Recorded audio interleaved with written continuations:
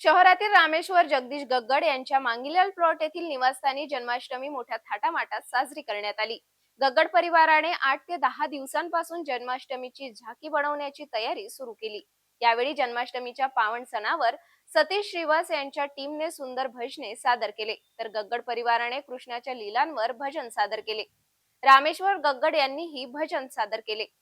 Mangilal plot स्थित रामेश्वर जगदीश गग्गड यांच्या शिवप्रसाद निवासस्थानी जन्माष्टमी मोठ्या थाटामाटात साजरी करण्यात आली।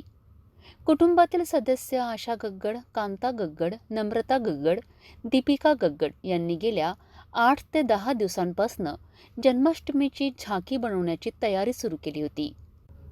या झाकीमध्ये गौशाला, नंदभवन, पुतणावध, महाराज, माखन चोर, उखलबंधन लीला, कालिया मर्दनची झाकी ही सादर करण्यात आली आणि राधाच्या रूपातील कणिका गग्गड ही सर्वांचे लक्ष वेधून घेत होती।